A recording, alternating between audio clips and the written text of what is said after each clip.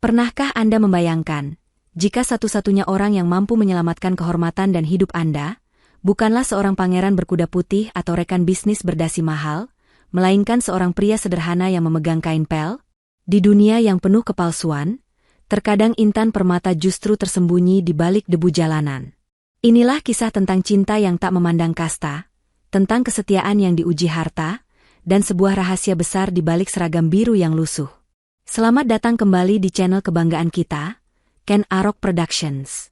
Sebelum kita masuk ke dalam drama perkantoran yang penuh intrik di kawasan SCBD ini, saya mengajak Anda semua untuk menekan tombol subscribe, like, dan ramaikan kolom komentar.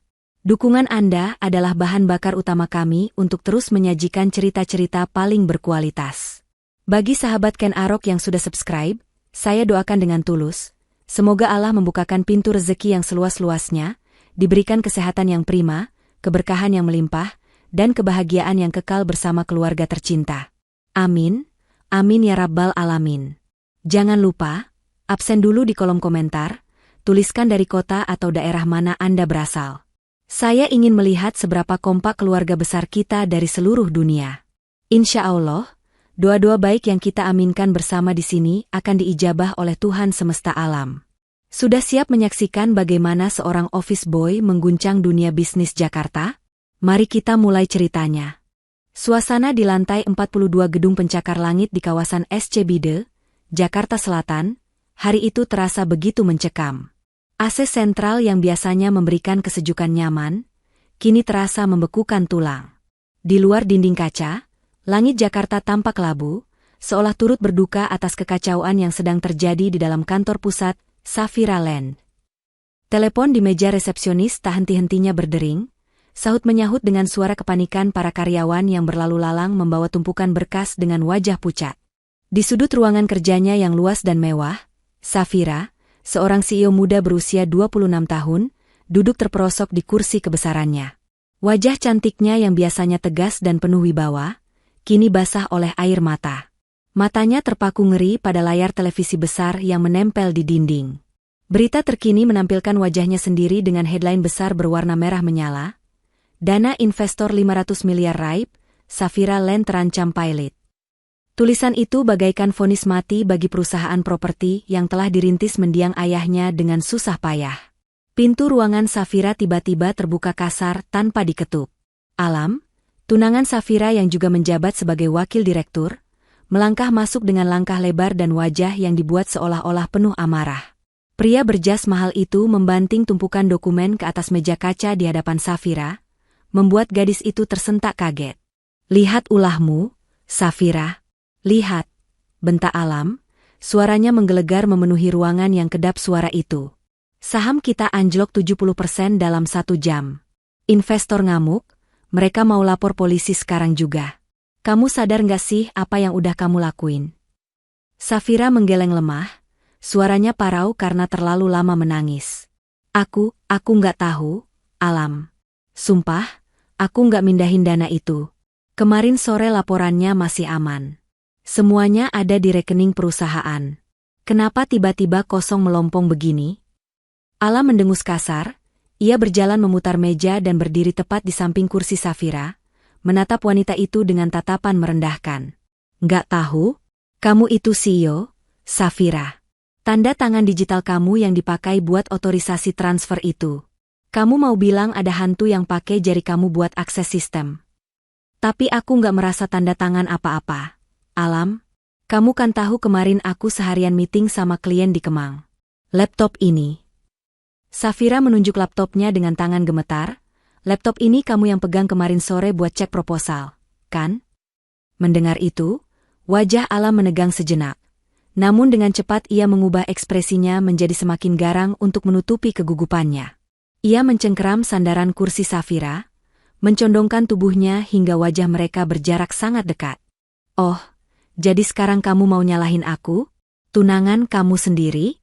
Hebat ya kamu. Udah bikin perusahaan bangkrut, sekarang mau cuci tangan dengan nuduh orang lain." Alam tertawa sinis, tawa yang membuat nyali Safira semakin ciut. "Dengar ya, Safira. Kalau sampai polisi datang dan kamu jadi tersangka, jangan harap aku mau ikut terseret. Aku peringatkan kamu, siapkan mentalmu buat tidur di penjara. Air mata Safira tumpah semakin deras. Ia merasa benar-benar sendirian di dunia ini. Perusahaan warisan ayahnya diambang kehancuran, dan pria yang seharusnya menjadi pelindungnya justru memojokkannya di saat titik terendah. Alam kembali memaki, menyebut betapa tidak kompetennya Safira memimpin perusahaan besar. Ia terus melancarkan serangan psikologis. Padahal di balik saku jasnya, Alam menyembunyikan senyum licik kemenangan. Dialah dalang sebenarnya, ular berbisa yang membelit leher Safira perlahan-lahan. Di tengah keributan dan tekanan mental yang nyaris membuat Safira pingsan itu, ia tidak menyadari bahwa pintu ruangannya yang sedikit terbuka, sedang diamati oleh sepasang mata tajam dari balik kacamata minus yang retak. Seorang pria berseragam biru muda dengan ember dan kain pel di tangannya, berdiri diam mendengarkan semuanya. Hening. Sepeninggal Alam yang keluar dengan membanting pintu hingga bingkainya bergetar, ruangan itu kembali sunyi. Hanya suara isak tangis Safira yang terdengar menyayat hati. Ia menelungkupkan wajahnya di atas meja, di antara tumpukan berkas yang kini terasa seperti sampah tak berguna. Harapan itu seolah sudah musnah. Bayangan jeruji besi dan kehancuran nama baik keluarga menghantui pikirannya. Tiba-tiba, suara decit sepatu karet beradu dengan lantai marmer terdengar mendekat. Safira mengangkat wajahnya yang sembab dengan perlahan. Di hadapannya, berdiri seorang pria muda dengan seragam biru muda yang sedikit kusam, memegang batang kain pel di tangan kanannya, dan sebuah ember plastik biru di tangan kirinya. Itu Danang, seorang office boy yang seingat Safira baru bekerja sekitar 3 bulan di kantor ini. Wajahnya biasa saja, tertutup kacamata berbingkai tebal yang membuatnya terlihat lugu, bahkan cenderung konyol. Safira mengusap air matanya kasar, merasa risih momen kehancurannya disaksikan oleh bawahan rendahan. Kamu ngapain di sini? Keluar. Saya mau sendiri, usir Safira dengan suara parau yang lemah. Namun, alih-alih gemetar ketakutan atau meminta maaf seperti office boy pada umumnya, Danang justru melakukan hal yang tak terduga. Ia meletakkan ember dan kain pelnya dengan tenang di sudut ruangan. Kemudian, ia berjalan menuju pintu utama. Klik. Suara kunci diputar terdengar jelas. Danang mengunci pintu ruangan itu dari dalam. Mata Safira terbelalak. Rasa takut mulai menjalar. Apakah pria ini berniat jahat padanya di saat ia sedang lemah? Kamu ngapain kunci pintu? Buka atau saya teriak security. Ancam Safira, tangannya meraba-raba mencari tombol intercom di bawah meja. Danang berbalik. Postur tubuhnya yang tadi sedikit membungkuk kini tegap. Ia berjalan perlahan mendekati meja kebesaran Safira. Langkahnya mantap, tidak ada keraguan sedikitpun. Tatapan di balik kacamata tebal itu bukan tatapan seorang pesuruh, melainkan tatapan elang yang sedang mengincar mangsa. Tanpa permisi, Danang memutar sedikit laptop Safira yang masih menyala, menatap grafik aliran dana yang berwarna merah di layar. Matanya menyapu deretan angka dan kode rumit itu dengan kecepatan kilat. Offshore.com, klasik, gumam Danang pelan, seolah sedang mengomentari menu makan siang. Kamu lancang sekali. Safira hendak berdiri, namun Danang mengangkat satu tangannya, memberi isyarat untuk tenang. Aura otoritas yang memancar dari tubuh office boy itu begitu kuat, hingga membuat lutut Safira lemas dan kembali terduduk. Danang menatap tajam tepat ke manik mata Safira. Suaranya rendah, tenang, namun penuh keyakinan yang menggetarkan. Jangan teriak, Buk. Percuma. Security di luar sudah disuap Pak Alam buat pura-pura tuli, ucap Danang datar. Ia menunjuk layar laptop dengan dagunya. Lihat itu. Itu uang ibu belum hilang. Uangnya belum sampai ke rekening penipu. Dana 500 miliar itu cuma lagi, parkir, sementara di server transit Kepulauan Cayman. Safira ternganga. Bagaimana mungkin seorang tukang bersih-bersih tahu istilah teknis perbankan tingkat tinggi seperti itu? Kamu, tahu dari mana soal Cayman? Danang tidak menjawab pertanyaan itu. Ia justru mencondongkan tubuhnya, meletakkan kedua tangannya di tepi meja kerja Safira, mengurung wanita itu dalam tatapan seriusnya. Kita nggak punya banyak waktu, Buk. Server transit itu punya fitur auto flash. Dalam 20 menit, uang itu akan benar-benar lenyap dan dicuci di ribuan rekening anonim. Tim IT ibu yang di lantai bawah sudah nyerahkan. Safira mengangguk kaku, Air matanya kembali menetes. Mereka bilang, sudah nggak bisa dilacak. Mereka salah, potong Danang cepat. Ia mengulurkan tangan kanannya ke arah Safira, tepat ke arah perangkat mouse di samping laptop. Kalau ibu kasih saya izin pegang mouse ini, saya tarik balik uang itu sekarang juga. Saya cuma butuh waktu 15 menit. Tapi kalau ibu lebih memilih gengsi daripada menyelamatkan perusahaan, silakan usir saya. Saya bisa lanjut ngepel koridor sekarang. Tantangan itu menggantung di udara. Di hadapan Safira bukan lagi seorang office boy, tapi satu-satunya harapan yang tersisa di tengah badai. Detik jam dinding yang berdetak di ruangan itu, terasa seperti palu godam yang menghantam jantung Safira. Ti-to. Waktu terus berjalan tanpa ampun, membawa uang 500 miliar rupiah semakin jauh dari jangkauan. Di hadapannya, tangan kasar Danang yang biasa terkena cairan pembersih lantai masih terulur, menunggu sebuah izin mutlak. Keraguan berkecamuk hebat di benak Safira. Logikanya berteriak keras menolak. Ini gila, benar-benar gila. Bagaimana mungkin ia menyerahkan akses sistem keuangan perusahaan kepada seorang office boy? Bagaimana jika Danang justru memperburuk keadaan?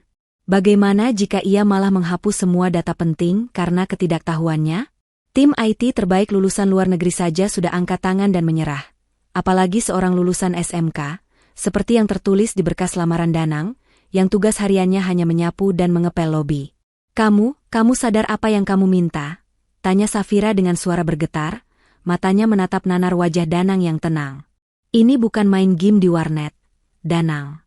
Ini nasib ratusan karyawan saya. Kalau kamu salah pencet satu tombol saja, semuanya tamat. Danang tidak menarik tangannya. Tatapannya tetap tenang, setenang permukaan danau yang dalam. Tidak ada sedikitpun keraguan atau rasa takut di sana. Hanya ada keyakinan mutlak yang anehnya, perlahan mulai menular ke dalam diri Safira. Saya tahu risikonya, Buk. Lebih tahu dari siapapun di gedung ini, jawab Danang tegas. Tapi coba ibu pikir, apa pilihan lain yang ibu punya sekarang? Menunggu keajaiban turun dari langit? Menangis sampai polisi datang bawa surat penangkapan? Atau percaya sama Pak Alam yang jelas-jelas tadi tersenyum puas waktu melihat ibu hancur? Kalimat terakhir Danang menohok ulu hati Safira. Bayangan senyum licik Alam tadi kembali melintas di ingatannya. Benar, ia sendirian. Benar-benar sendirian di tepi jurang kehancuran. Dan tangan yang terulur di hadapannya ini, meski kasar dan tak meyakinkan secara tampilan, adalah satu-satunya tangan yang menawarkan pertolongan nyata. Safira menarik napas panjang, mencoba menekan egonya sebagai seorang CEO yang berkuasa. Harga dirinya terluka, merasa harus bergantung pada bawahan rendahan di saat genting. Tapi insting perempuannya berbisik lain. Ada sesuatu di mata Danang. Sesuatu yang jujur. Sesuatu yang kompeten. Perlahan, sangat perlahan, Safira menggeser kursi kebesarannya ke samping. Ia melepaskan genggamannya pada mouse laptop. Tindakan sederhana itu adalah simbol penyerahan diri yang total. 15 menit. Desis Safira tajam, menatap Danang lekat-lekat. Kamu bilang 15 menit. Kalau dalam 15 menit uang itu nggak balik, atau kalau kamu malah bikin semuanya makin kacau, saya pastikan kamu akan membusuk di penjara lebih lama dari saya. Danang tersenyum tipis. Sangat tipis hingga nyaris tak terlihat. Ia mengangguk singkat, lalu dengan gerakan gesit ia mengambil alih kursi Safira.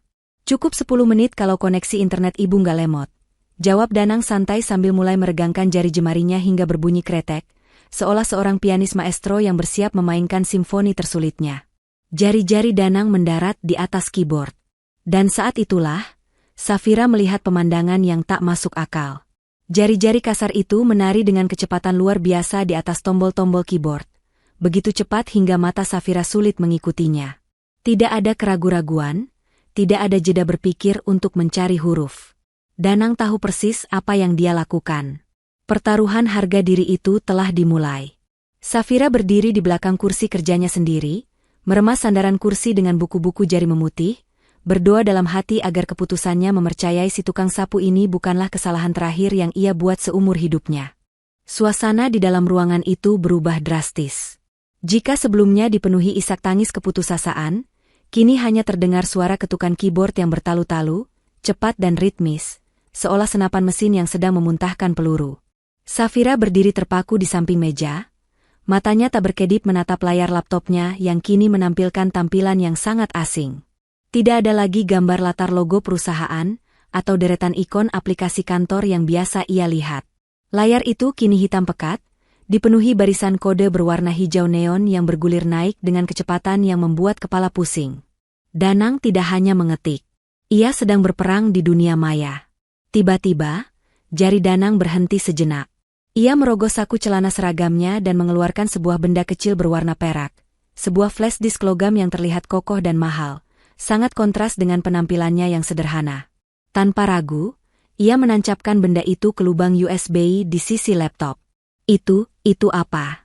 Danang? Kenapa layarnya jadi hitam begitu? Tanya Safira panik, khawatir laptopnya rusak total. SSD. Jangan berisik, desis Danang tanpa menoleh. Matanya menyipit fokus. Sistem kantor ibu sudah disusupi spyware. Kalau saya kerja lewat jalur biasa, mereka bakal tahu. Saya harus booting ulang pakai sistem operasi bayangan dari flash disk ini. Kita harus jadi hantu buat lawan hantu. Safira tidak mengerti satu kata pun istilah teknis itu, tapi ia melihat keseriusan yang mengerikan di wajah Danang. Pria itu mengetikkan serangkaian perintah rumit. Ketemu, gumam Danang tiba-tiba. Sudut bibirnya terangkat sedikit. Mereka pakai firewall berlapis buat ngelindungin transaksinya. Canggih juga. Tapi sayang, mereka lupa satu hal. Lupa apa? Safira memberanikan diri bertanya. Jantungnya berdegup kencang melihat penghitung waktu di pojok layar yang menghitung mundur. Waktu tinggal 2 menit sebelum uang itu hilang selamanya. Mereka pakai kodingan lama tahun 2010. Ada celah backdoor di protokol keamanannya yang belum ditambal. Jelas Danang cepat sambil jarinya menari lincah melakukan manuver digital. Ibarat rumah besi yang dikunci rapat, tapi mereka lupa kunci jendela kamar mandi belakang. Lewat situ saya masuk. Angka di layar terus menghitung mundur. Pukul 1, pukul 00.59, pukul 00.58. Keringat dingin mengucur di pelipis Safira. Danang. 1 menit lagi. Uangnya statusnya masih pending. Sabar, Buk. Sabar. Danang tidak goyah sedikit pun. Ia mengetik baris perintah terakhir. Matanya tajam mengunci tombol enter. 3, 2, 1. Kena kamu. Danang menekan tombol enter dengan satu hentakan kuat dan mantap. Layar laptop berkedip sekali. Tiba-tiba, tulisan merah pending yang mengerikan itu bergetar, lalu berubah warna menjadi hijau terang. Tulisannya berganti menjadi satu kata yang paling indah yang pernah Safira baca seumur hidupnya, recovered. Di bawahnya, muncul notifikasi, dana 500 miliar rupiah berhasil dibatalkan dan dikembalikan ke rekening induk. Safira menjerit tertahan, tangannya menutup mulut tak percaya. Kakinya yang sedari tadi tegang seketika lemas. Ia merosot terduduk di lantai, menangis lagi, tapi kali ini air mata kelegaan yang luar biasa. Hartanya, warisan ayahnya, dan harga dirinya, semuanya selamat. Danang menghela napas panjang, merenggangkan lehernya yang kaku. Dengan tenang, ia mencabut flash disk peraknya, memasukkannya kembali ke saku, dan menutup jendela program hitam itu hingga tampilan laptop kembali normal seperti sedia kala. Perlahan, Danang berdiri dari kursi empuk sang CEO. Auranya yang tadi mendominasi dan intimidatif seketika lenyap, berganti kembali menjadi sosok pemuda lugu yang sedikit membungkuk. Ia berjalan mengambil kain pel yang tadi ia sandarkan di dinding. Sudah aman, Buk. Uangnya sudah balik kandang. Ucap Danang datar sambil mulai mengepel noda sepatu di lantai, seolah-olah ia baru saja membersihkan tumpahan kopi, bukan menyelamatkan triliunan rupiah. Saya permisi lanjut ngepel koridor dulu ya, Buk. Belum kelar jam kerjanya. Matahari Jakarta siang itu bersinar terik, membakar aspal jalanan di kawasan belakang gedung perkantoran elit tersebut. Hawa panas bercampur debu jalanan langsung menyergap kulit halus Safira, begitu ia melangkah keluar dari lobi ber-AC. Namun, rasa penasaran yang meledak-ledak di dadanya mengalahkan rasa tidak nyaman itu. Dengan kacamata hitam besar menutupi sebagian wajahnya agar tidak dikenali karyawan lain, Safira berjalan mengendap-endap, membuntuti sosok punggung berseragam biru yang berjalan santai di trotoar. Langkah Danang berbelok masuk ke sebuah gang sempit yang dipenuhi pedagang kaki lima. Aroma masakan yang menyengat, asap knalpot motor, dan riuh rendah suara percakapan orang-orang lapar memenuhi udara. Safira mengernyit, sepatu hak tingginya yang mahal terasa canggung memijak jalanan becek itu. Akhirnya, targetnya berhenti di sebuah warung makan sederhana bertuliskan, Warteg Bu Ijah. Tanpa ragu, Safira menyusul masuk. Suasana di dalam warteg itu pengap dan ramai. Kipas angin tua di dinding berputar malas, tak mampu mengusir hawa panas. Danang duduk di pojok, sedang menyuap nasi dengan tangan. Ia tampak begitu menikmati makan siangnya, seolah pria itu bukanlah orang yang baru saja menyelamatkan uang 500 triliun rupiah setengah jam yang lalu. Safira menarik kursi kayu panjang di depan Danang dan langsung duduk. Kehadirannya yang mencolok dengan pakaian bermerek dan aroma parfum mahal, seketika membuat beberapa pengunjung menoleh, namun Safira tak peduli. Danang tersedak kaget melihat bos besarnya tiba-tiba ada di hadapannya. Buru-buru ia menelan makanannya dan meminum es teh manisnya. Loh? Ibu Safira? Ibu ngapain di sini? Ini tempat kotor. Buk, gak cocok buat CEO kayak ibu, ujar Danang gugup, atau setidaknya pura-pura gugup. Safira melepaskan kacamata hitamnya, menatap Danang dengan tatapan menyelidik yang tajam. Ia mengabaikan piring-piring kotor di sekitarnya dan mencondongkan tubuhnya ke depan. Jangan pura-pura bodoh, Danang. Tadi di ruangan saya, kamu bukan seperti ini. Kamu bicara soal backdoor, soal enkripsi, soal server Cayman. Bahasa tubuh kamu, cara kamu mengetik itu bukan kemampuan orang biasa. Cecar Safira, suaranya pelan namun menuntut jawaban. Siapa kamu sebenarnya? Kenapa orang dengan skill tingkat dewa kayak kamu mau kerja jadi tukang ngepel di kantor saya? Danang terdiam sejenak. Ia menyeka mulutnya dengan tisu tipis yang kasar. Perlahan, sorot matanya yang tadi tajam saat di depan laptop, kini meredup kembali menjadi sorot mata pemuda lugu yang polos. Ia tertawa kecil sambil menggaruk kepalanya yang tidak gatal. Aduh, ibu ini berlebihan. Saya ini beneran cuma lulusan SMK komputer. Buk, gak punya biaya buat kuliah, jawab Danang dengan logat yang dibuat sesederhana mungkin. Dulu waktu nganggur, saya sering nongkrong di warnet, belajar coding otodidak dari YouTube sama forum-forum hacker gratisan. Ya, iseng-iseng berhadiah, Buk. Kebetulan aja tadi hoki. Safira menyipitkan matanya, tidak sepenuhnya percaya. Iseng? Kamu bilang menyelamatkan 500 miliar dalam 10 menit itu cuma iseng. Rezeki anak soleh kali, Buk, elak Danang sambil tersenyum lebar menampakkan gigi. Lagian, saya butuh kerjaan ini, Buk. Gajinya lumayan buat bayar kosan dan kirim ke kampung. Kalau ibu curiga terus sama saya, nanti saya dipecat, saya makan apa? Danang kemudian mengangkat piringnya yang berisi tempe orek dan sayur lodeh. Ibu mau pesen juga? Orek tempe Bu Ijah ini paling enak se-Jakarta Selatan loh. Buk, obat stres paling ampuh dibanding rapat sama direksi. Safira tertegun menatap wajah Danang. Pria ini sangat pandai menyembunyikan diri, atau memang dugaannya yang terlalu jauh? Namun, melihat kesederhanaan Danang menyantap makanan murah itu, hati Safira sedikit tersentuh. Di tengah dunia bisnis yang penuh kepalsuan seperti alam, kehadiran Danang, siapapun dia sebenarnya, terasa begitu nyata dan menenangkan. Pesanin saya satu, ucap Safira akhirnya, membuang gengsinya. Samain kayak punya kamu. Danang tersenyum, kali ini senyum yang tulus. Siap, bos. Bu Ijah. Nasi orek satu lagi buat ibu bos cantik. Di tengah hiruk-pikuk warteg yang panas itu, untuk pertama kalinya setelah sekian lama, Safira merasakan beban berat di pundaknya sedikit terangkat, ditemani sepiring nasi orek dan seorang office boy misterius yang baru saja menjadi pahlawannya. Sementara Safira dan Danang menikmati makan siang sederhana mereka dengan tawa yang mulai cair, suasana di ruang kerja wakil direktur justru panas membara bak neraka. Alam mondar-mandir di ruangannya yang mewah, dasinya sudah longgar tak karuan, dan rambutnya yang biasa tertata rapi kini acak-acakan karena terus diremas frustrasi. Rencana sempurnanya untuk melarikan dana 500 miliar rupiah hancur berantakan dalam hitungan menit.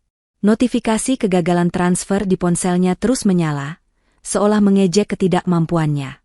Ia tidak habis pikir, Bagaimana bisa Safira yang gagap teknologi itu membatalkan transaksi yang sudah ia kunci dengan enkripsi tingkat militer? Dengan tangan gemetar menahan amarah yang meledak-ledak, Alam menyambar telepon di mejanya. Ia menghubungi ruang kontrol keamanan dengan napas memburu. Kirim rekaman CCTV ruangan Ibu Safira 1 jam terakhir ke komputer saya. Sekarang. Jangan sampai ada yang tahu. Perintahnya kasar, lalu membanting gagang telepon hingga retak. Tak lama kemudian, sebuah notifikasi file video masuk ke surelnya. Alam segera memutarnya. Matanya membelalak lebar saat melihat apa yang sebenarnya terjadi di layar monitor.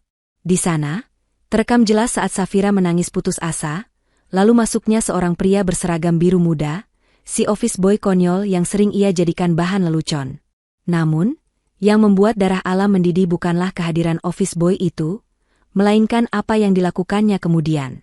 Alam melihat dengan jelas bagaimana Danang mengambil alih kursi Safira, menancapkan sesuatu, dan mengetik dengan kecepatan yang tidak wajar. Siapa tikus got ini sebenarnya? Desis Alam, wajahnya merah pada menahan geram. Ia memutar ulang bagian saat Danang mengetik, memperlambat videonya. Gerakan tangannya, cara dia masuk ke sistem, ini bukan tukang sapu biasa. Dia hacker. Otak licik Alam langsung berputar cepat. Ia menyadari dua hal sekaligus. Pertama, Danang adalah ancaman nyata yang bisa membongkar kejahatannya kapan saja. Kedua, ini adalah kesempatan emas untuk menyingkirkan dua musuh sekaligus dalam satu pukulan. Ia bisa memfitnah Danang sebagai pelaku peretasan, sekaligus menuduh Safira bersekongkol dengan orang luar untuk merusak sistem perusahaan demi menutupi ketidakmampuannya. Alam segera menekan tombol intercom, memanggil kepala sekuriti kepercayaannya, Pak Rudi, pria bertubuh kekar yang terkenal mata duitan dan tak punya moral. 5 menit kemudian, Pak Rudi sudah berdiri di hadapan Alam. Tanpa basa-basi, Alam melempar sebuah amplop tebal berisi uang tunai ke atas meja, tepat di depan wajah Pak Rudi. Itu buat uang rokok kamu sebulan, Ruth, ucap Alam dingin sambil menatap tajam anak buahnya itu. Pak Rudi tersenyum lebar, matanya berbinar rakus melihat ketebalan amplop itu. Siap, Pak Alam. Apa yang harus saya bereskan? Ada karyawan yang mau dipecat lagi. Alam membuka laci mejanya, mengeluarkan sebuah flash disk berwarna hitam, hard disk eksternal, dan beberapa perangkat elektronik kecil rakitan yang terlihat mencurigakan. Ia mendorong barang-barang itu ke arah Pak Rudi. Dengar baik-baik. Ada tikus yang menyusup ke kantor kita. Si office boy baru itu, Danang. Dia sebenarnya mata-mata kompetitor yang dikirim buat nanem virus ransomware di sistem kita. Alam berbohong dengan sangat meyakinkan, memutarbalikkan fakta tanpa rasa bersalah sedikitpun. Pak Rudi mengerutkan kening, sedikit bingung. Si Danang yang lugu itu, Pak, masa sih dia hacker? Jangan tertipu tampangnya, Ruth. Justru yang lugu itu yang paling berbahaya. Bentak Alam, memukul meja. Tugas kamu gampang. Saat dia balik dari istirahat nanti, pastikan barang-barang ini sudah ada di dalam loker pribadinya atau di tas kerjanya. Buat seolah-olah dia tertangkap basah membawa alat peretas sistem. Alam berdiri, berjalan mendekati jendela kaca, menatap ke arah jalanan di bawah sana dengan senyum menyeringai yang mengerikan.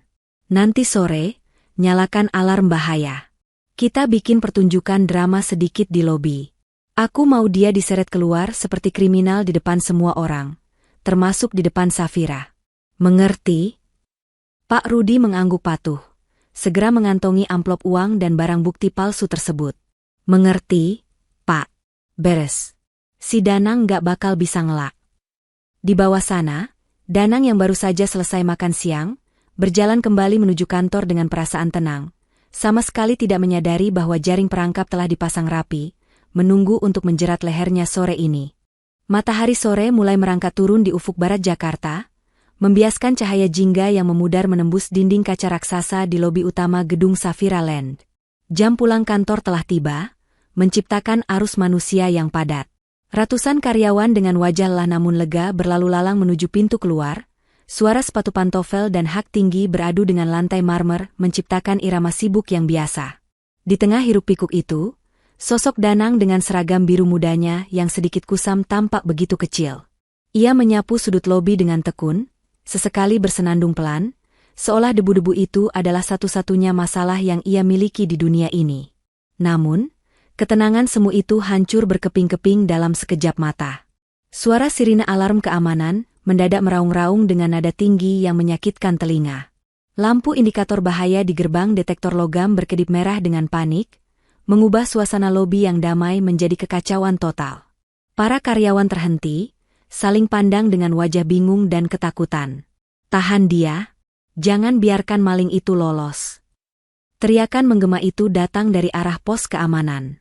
Pak Rudi, kepala security yang berbadan tegap, berlari menerobos kerumunan bersama 3 anak buahnya.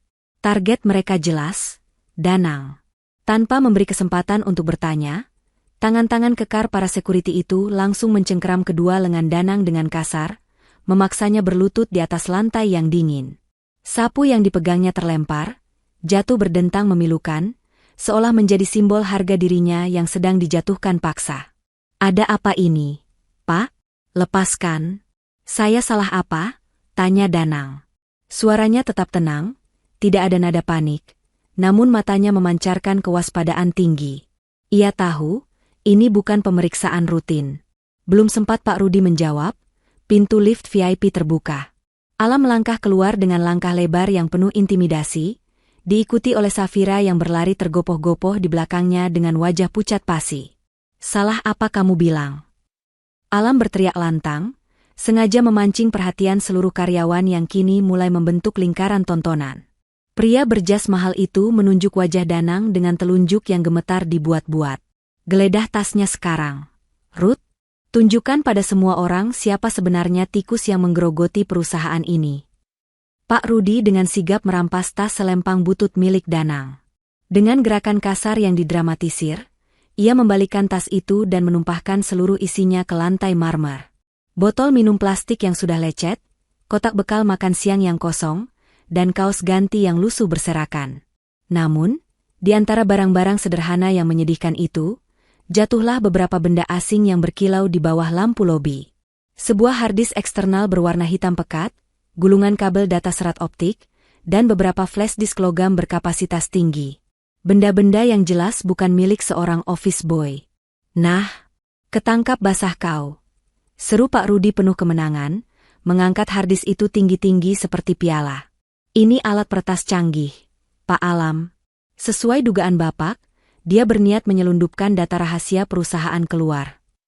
Gumam kaget dan bisik-bisik penuh curiga langsung meledak dari kerumunan karyawan.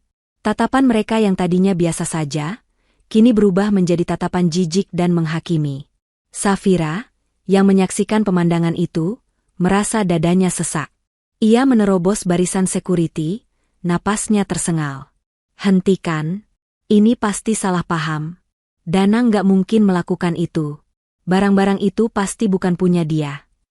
Alam langsung memotong, merangkul bahu Safira dengan erat, seolah-olah sedang melindungi tunangannya dari ancaman berbahaya. "Sadar, Safira. Buka matamu. Kamu terlalu polos. Kejadian pagi tadi, uang 500 miliar yang hilang, itu semua ulah dia. Dia yang tanam virus ransomware itu.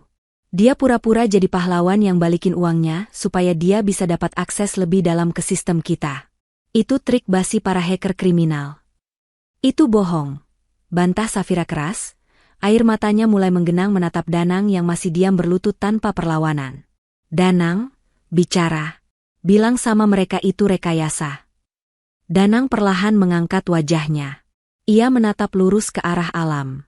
Tatapannya dingin, menusuk tajam hingga ke tulang sumsum, membuat nyali Alam sempat menciut sesaat meski ia berusaha menyembunyikannya di balik senyum sinis.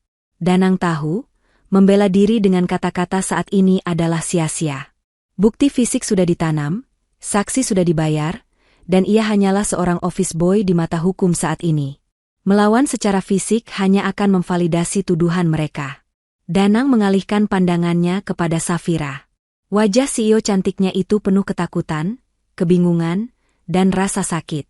Safira ingin percaya padanya, tapi logika dan bukti palsu di depan mata sedang bertarung hebat di kepalanya.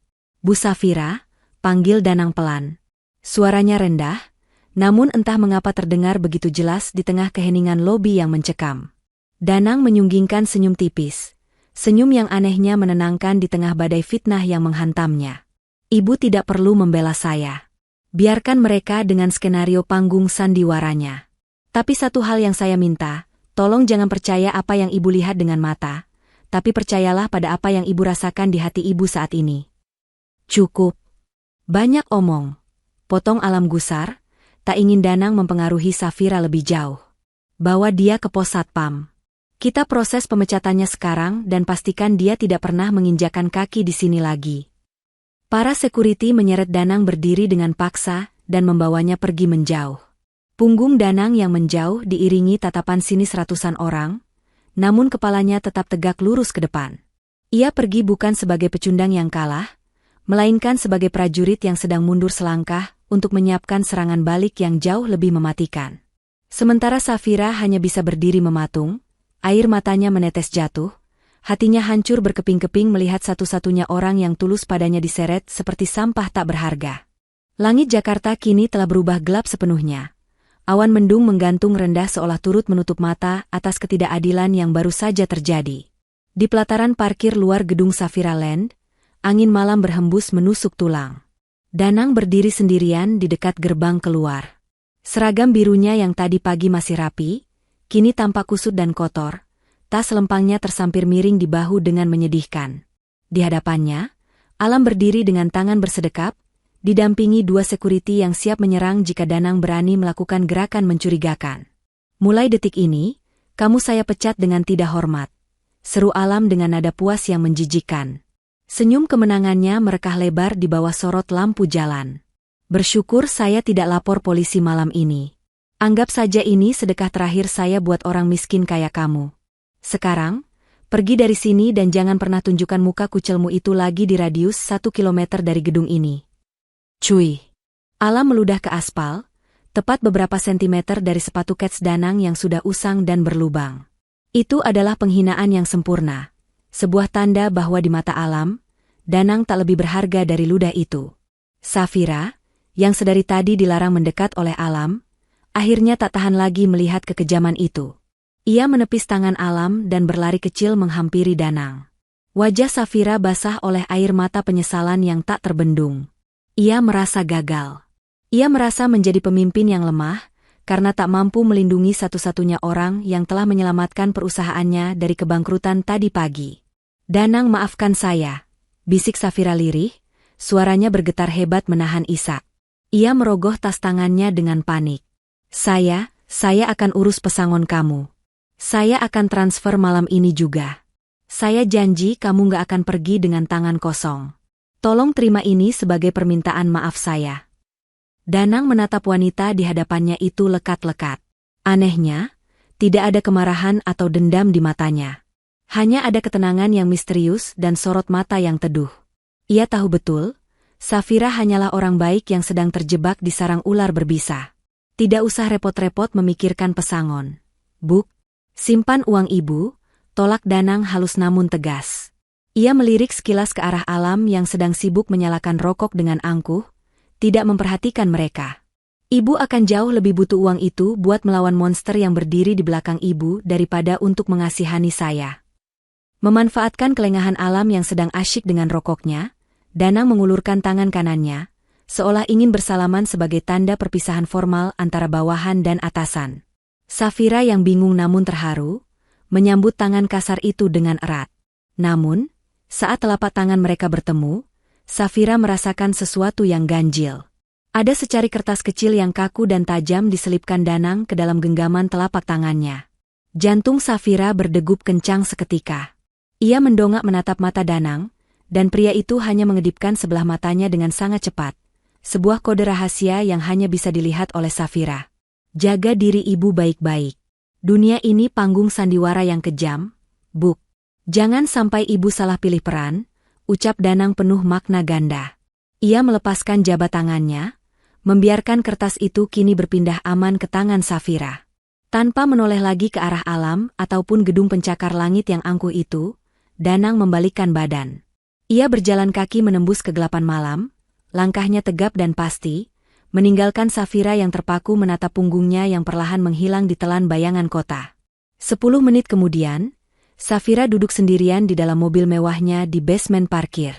Tangannya gemetar hebat saat membuka gulungan kertas kecil yang tadi diberikan Danang. Ia menyalakan lampu kabin mobil yang redup untuk membacanya.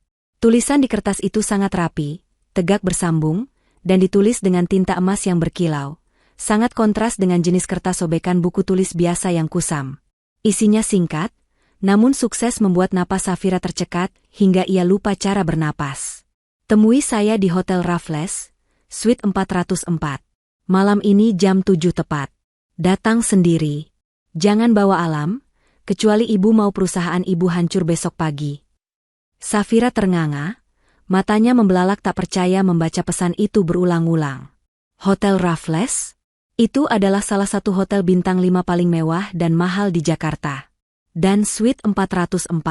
Itu pasti kamar kelas atas yang harga sewa per malamnya saja bisa setara dengan gaji office boy selama 2 tahun penuh.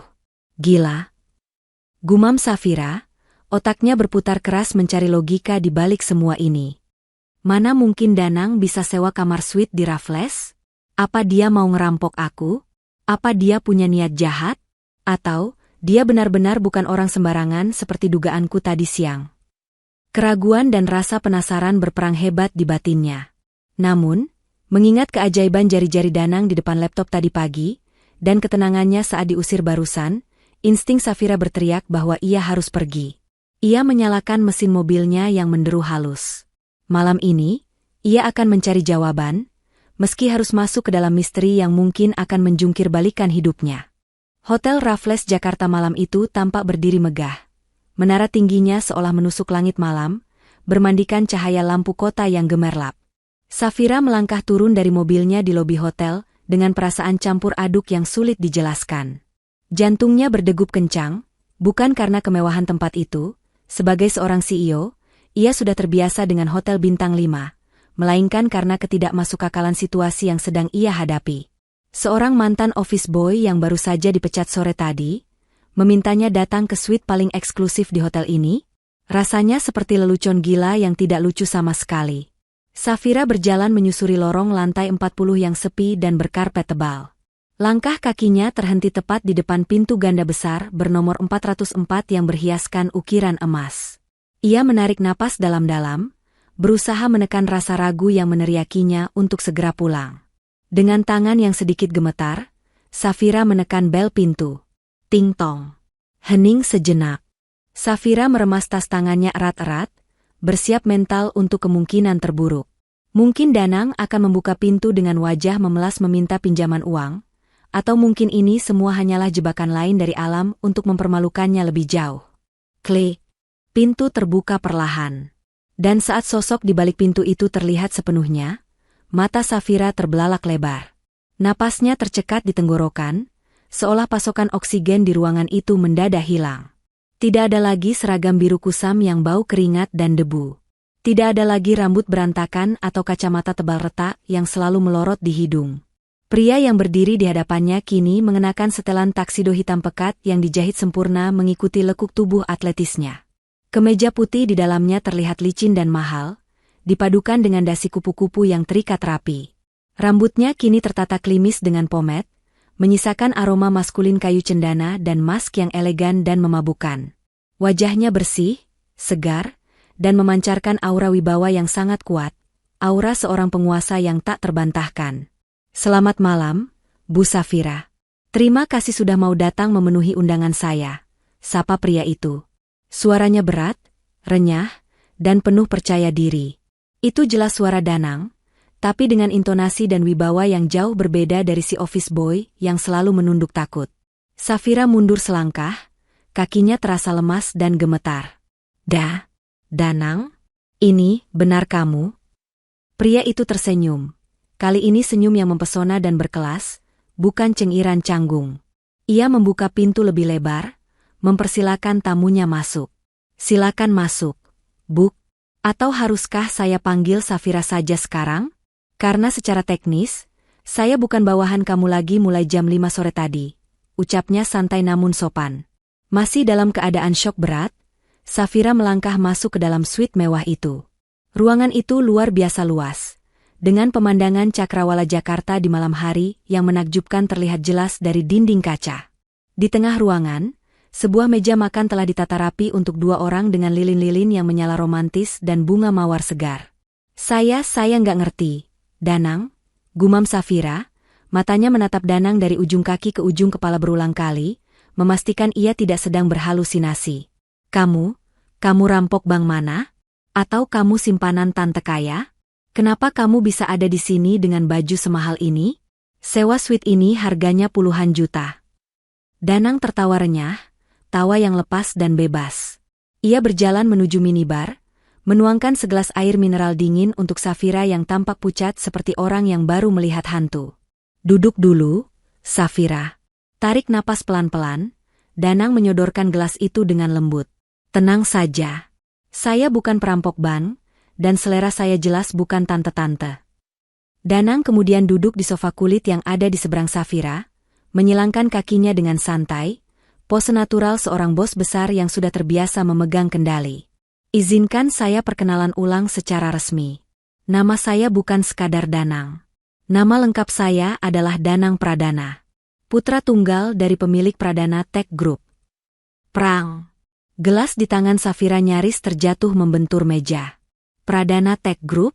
Itu adalah konglomerasi teknologi terbesar di Asia Tenggara. Perusahaan raksasa yang valuasinya ratusan kali lipat dari perusahaan Safira Land. Pradana? Jadi kamu? Safira tak mampu menyelesaikan kalimatnya karena terlalu kaget. Ya, saya pewaris tunggalnya, lanjut Danang tenang tanpa kesombongan.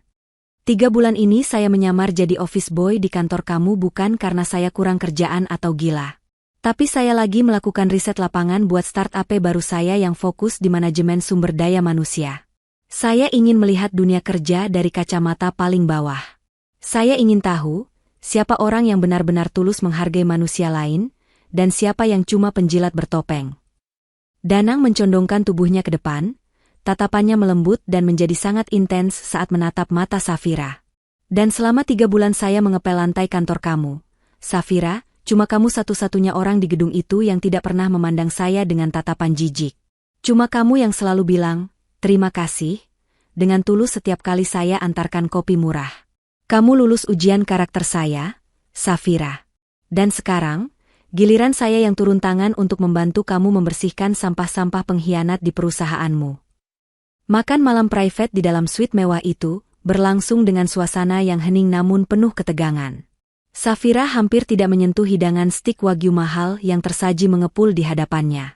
Pikirannya masih kacau balau, berusaha keras mencerna fakta bahwa pria yang duduk dengan elegan di depannya ini adalah pewaris tahta bisnis teknologi raksasa, bukan sekadar tukang sapu yang ia kasihani.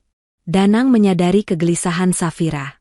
Ia meletakkan garpu dan pisaunya perlahan di atas piring, denting halusnya memecah kesunyian. Ia lalu mengambil sebuah benda pipih dari tas kulit di samping kursinya, sebuah iPad Pro keluaran terbaru. Ia menggeser benda itu melintasi meja marmer, hingga berhenti tepat di depan piring Safira. Makanannya nggak enak ya, Buk? Atau perut ibu sudah kenyang makan janji manisnya Pak Alam? Canda Danang mencoba mencairkan suasana, meski sorot matanya menyeratkan keseriusan yang mendalam. Sebelum kamu tanya kenapa saya yakin banget Alam pelakunya, saya mau kamu dengar ini dulu. Siapkan hati kamu, Safira. Ini bakal sakit, tapi ini obat yang harus kamu telan supaya kamu sadar. Safira menatap layar iPad itu dengan ragu. Jari telunjuknya yang gemetar perlahan menekan tombol play pada sebuah file audio yang tertera di layar. Hening sejenak. Lalu, suara statis terdengar, diikuti oleh suara tawa yang sangat Safira kenal. Itu suara Alam. Suaranya terdengar jernih sekali, seolah-olah Alam sedang duduk dan bicara tepat di telinga Safira. Gampang banget nipu perempuan itu, Ruth. Dia itu bodoh dan lemah. Cuma modal aku pasang muka sedikit, dia langsung percaya kalau aku di pihak dia. Padahal duit 500 miliar itu udah siap aku transfer ke rekening kita di Swiss. Begitu Safira Land bangkrut total, aku tinggal beli asetnya dengan harga murah pakai duit curian itu. Jenius kan gue? Terdengar suara lain menimpali, suara berat Pak Rudi, kepala security. Hebat strategi Bapak. Tapi si tukang sapu itu gimana? Pak? Dia nggak bakal buka mulut soal apa yang dia lihat. Halah, siapa yang bakal percaya omongan tukang pel? Besok sore kita bikin skenario dia maling, tanam barang bukti, kelar urusan. Safira pasti lebih percaya tunangannya yang ganteng ini daripada kacung kucel itu. Rekaman berakhir dengan suara gelak tawa mereka berdua yang memuakan, tawa kemenangan di atas penderitaan Safira. Dunia Safira runtuh seketika saat itu juga. Rasanya seperti ada tangan tak terlihat yang meremas jantungnya, hingga hancur berkeping-keping. Air mata kembali mengalir deras di pipinya. Namun kali ini bukan karena kesedihan, melainkan karena rasa marah, kecewa, dan jijik yang meledak. Selama ini ia tidur di samping musuh dalam selimut. Tunangan yang ia banggakan, ternyata adalah ular berbisa yang ingin memangsa warisan ayahnya. Bagaimana? Bagaimana kamu bisa dapat rekaman sejernih ini? Tanya Safira di sela isak tangisnya, menatap Danang dengan pandangan kabur oleh air mata. Danang tersenyum miring, senyum dingin seorang pemburu. Ia meraih gelas wainnya dan menyesapnya sedikit. Kamu ingat kebiasaan saya yang suka bersihin ruangan Pak Alam tiap pagi dan sore? Saya bukan cuma bersihin debu meja, Safira. Tiap kali saya masuk sana, saya tempel mic penyadap nirkabel seukuran kancing baju di bawah meja kerjanya dan di balik lukisan dindingnya. Jelas Danang santai, seolah menyadap ruangan wakil direktur adalah hal yang lumrah dilakukan sehari-hari. Teknologi Pradana Tech Group memang canggih. Mic itu bisa rekam suara jernih, meski ada suara bising AC atau musik. Semua percakapan busuk mereka selama 2 minggu ini, sudah tersimpan rapi dan aman di cloud server pribadi saya.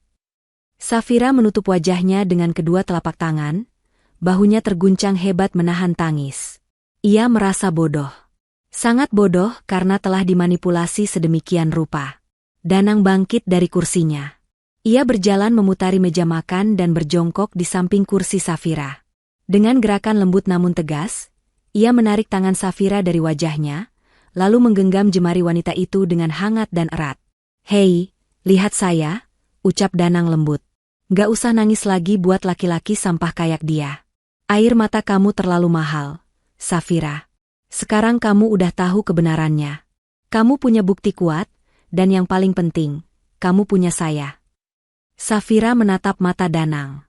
Di sana, di kedalaman mata coklat itu, ia menemukan kekuatan yang tidak ia miliki. Hapus air matanya. Habiskan makanannya, lalu kita istirahat untuk kumpulkan tenaga. Karena besok pagi, Danang menjeda kalimatnya, matanya berkilat penuh tekad pembalasan. Besok pagi kita akan bikin kejutan paling meriah buat Pak Alam. Kita bikin dia menyesal sudah pernah lahir ke dunia ini. Pagi itu, sinar matahari menembus tirai ruang rapat utama Safira Land dengan terang benderang, namun suasana di dalamnya terasa sedingin es kutub.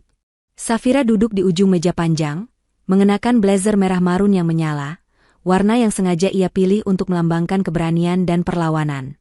Wajahnya yang kemarin sembab dan menyedihkan, kini terpoles riasan sempurna tanpa celah.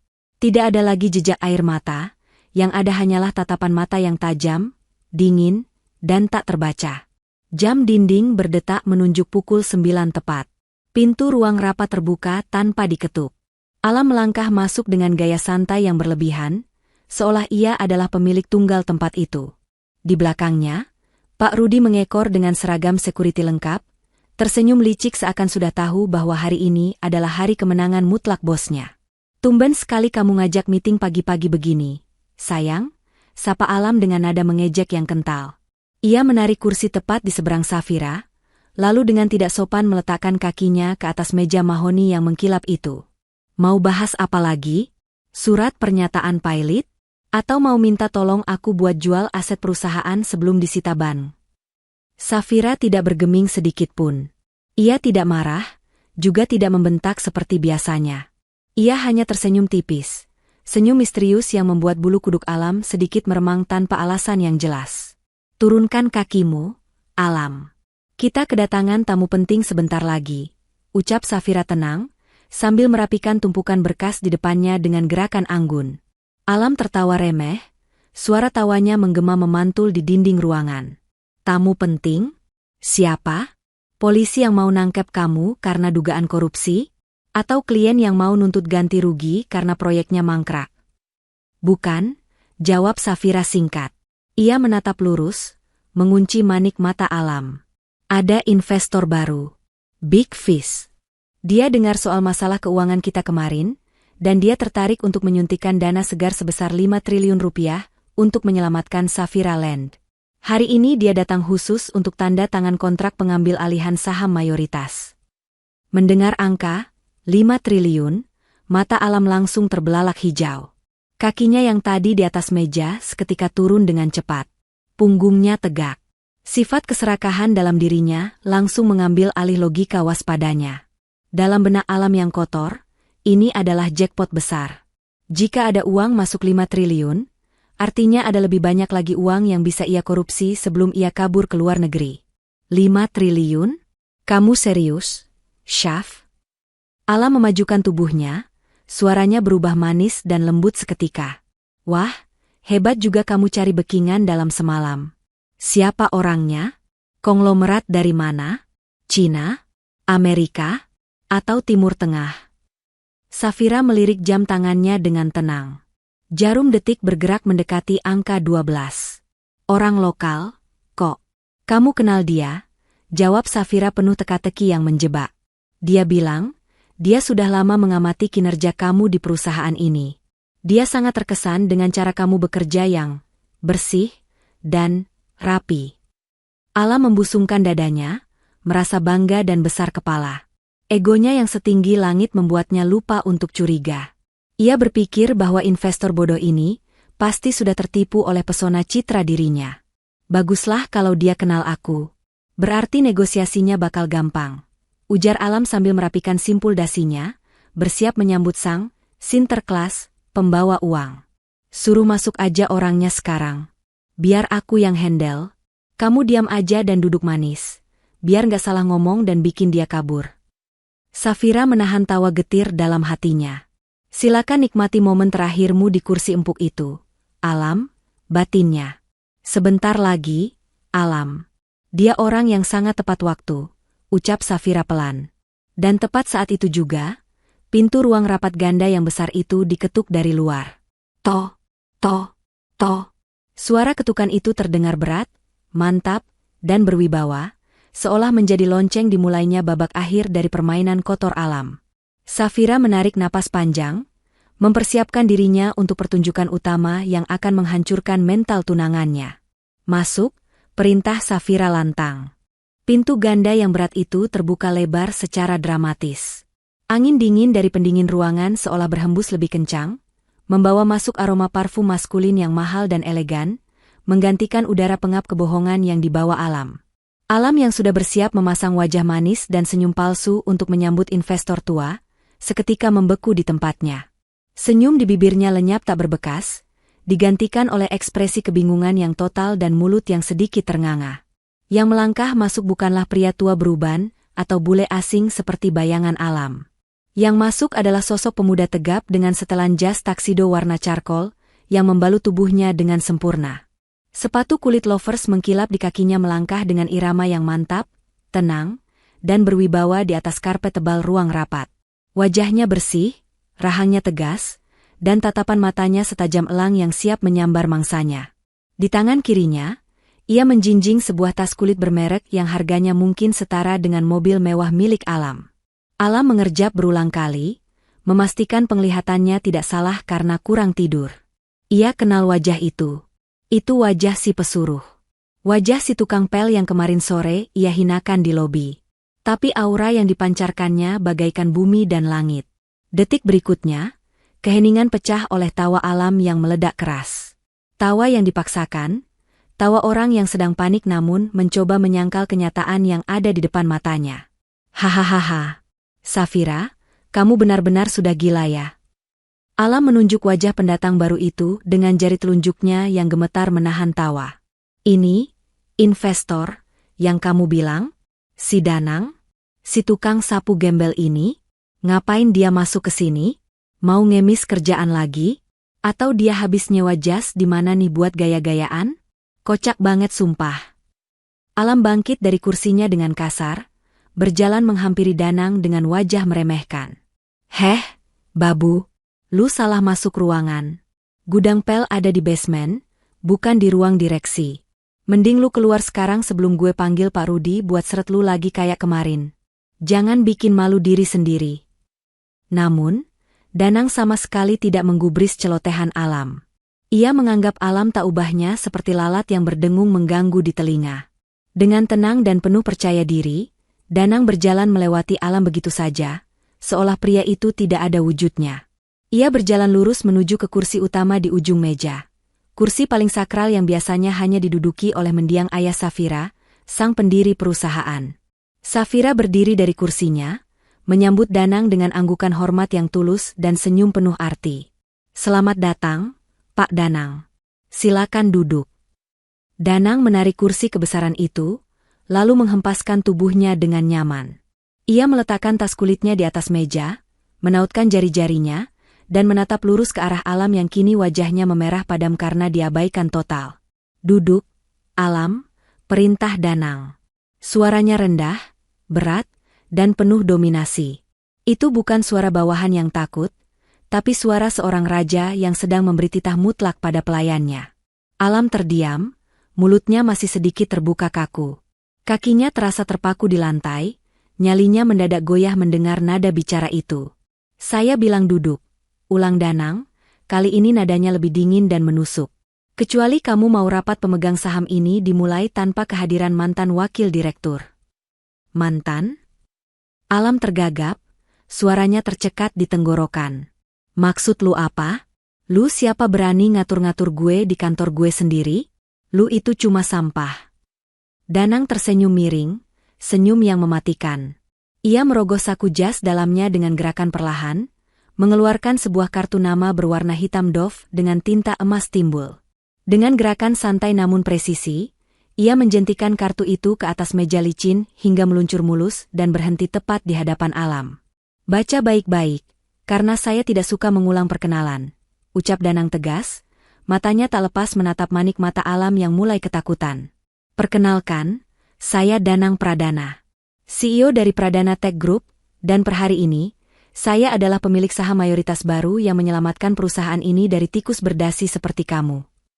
Alam terhuyung mundur, punggungnya menabrak dinding dingin. Ia tidak bisa bicara, lidahnya keluh. Hanya napasnya yang menderu kencang di tengah keheningan ruang rapat yang mencekam. Matanya beralih liar dari Danang ke Safira, memohon belas kasihan, namun ia hanya menemukan tatapan dingin yang dipenuhi kekecewaan mendalam. Pak Rudi, yang berdiri kaku di dekat pintu, kini ikut gemetar, menyadari bahwa bayaran suapnya kini menjadi tiket masuk ke penjara. "Safira, sayang, dengerin aku dulu, aku bisa jelaskan semuanya. Aku cuma salah paham, Syaf. Aku terpaksa melakukan ini. Ini semua demi kita, Syaf, demi masa depan kita berdua." Alam mencoba merangkai alasan palsu terakhirnya, suaranya pecah dan menyedihkan saat ia memohon-mohon. Safira akhirnya melangkah maju. Langkah kakinya pelan namun pasti. Sorot matanya kini penuh kebencian yang sudah tak bisa ditawar lagi. Ia berjalan tenang menuju meja rapat, meraih sesuatu yang tersembunyi di dalam tas tangannya. "Berhenti, Alam," ucap Safira datar, suaranya tenang namun mengandung kekuatan yang menggetarkan seisi ruangan. "Aku sudah selesai mendengarkan kebohonganmu. Tidak ada lagi kita di masa depan." Safira mengangkat tangan kirinya. Di sana, melingkar sebuah cincin berlian yang selama ini ia banggakan, cincin tunangan yang diberikan Alam setahun yang lalu dengan janji manis yang ternyata racun. Dengan gerakan kasar, ia menarik cincin itu dari jarinya. Cincin ini melambangkan janji. Janji kesetiaan, janji cinta, janji untuk membangun masa depan bersama, kata Safira, suaranya bergetar menahan emosi yang meluap. Ia menatap cincin itu sebentar dengan tatapan jijik, seolah memegang bangkai. Safira melempar cincin itu keras-keras ke lantai marmer, tepat di depan sepatu mengkilap Alam. Cincin itu berputar sejenak, berdenting nyaring, lalu tergeletak tak berarti seperti sampah. "Ambil sampahmu itu, Alam," desis Safira tajam. "Pertunangan kita batal detik ini juga. Kamu tidak hanya mengkhianati aku, tapi kamu juga mengkhianati kepercayaan mendiang ayahku, dan mencoba menghancurkan ratusan keluarga karyawan yang menggantungkan hidupnya pada perusahaan ini." "Tidak, Safira, jangan begini, kamu nggak bisa putusin aku sepihak. Alam berusaha mendekat, hendak meraih tangan Safira. Namun, Danang dengan gerakan kilat melangkah maju, berdiri tegap di antara Safira dan Alam, menjadi tembok pelindung yang kokoh dan tak tertembus. Sudah cukup dramanya, Pak Alam. Waktu Anda sudah habis, potong Danang dingin. Ia mengeluarkan ponsel dari saku celana dan menekan tombol speaker. Anda mendengarnya, Pak Komisaris? Semuanya sudah jelas dan terekam. Dari ponsel itu, terdengar suara bariton yang berat dan berwibawa. Ya, Tuan Muda Danang. Bukti visual dan pengakuan tersangka sudah terekam sempurna. Lanjutkan sesuai rencana. Danang mematikan panggilan itu. Ia mengangguk singkat ke arah pintu ruang rapat. Tiba-tiba, pintu ganda itu kembali terbuka lebar. Kali ini, masuklah 3 orang petugas kepolisian dari Unit Kejahatan Khusus Ekonomi, dipimpin oleh seorang komisaris berpangkat tinggi dengan wajah tegas. Alam, angkat tangan di atas kepala. Anda kami tangkap atas dugaan penipuan, penggelapan dana investor senilai 500 miliar rupiah, dan percobaan pencucian uang lintas negara, perintah komisaris itu dengan suara menggelegar. Wajah Alam berubah menjadi putih pucat pasi, seputih kertas. Ia menyadari segalanya sekarang. Danang sudah merencanakan ini sejak awal dengan sangat detail. Rapat ini, kehadiran Danang, dan bukti data semuanya adalah jebakan yang dibuat untuk mematikannya. 2 petugas langsung memborgol pergelangan tangan Alam dengan cekatan.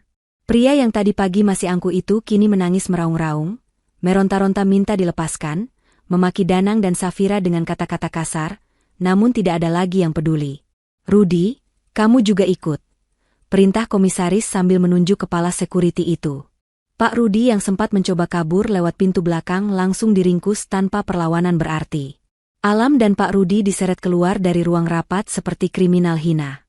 Saat mereka dibawa melewati koridor kaca, seluruh karyawan yang menyaksikan adegan penangkapan itu bersorak-sorai. Tepuk tangan riuh membahana di seluruh lantai 42.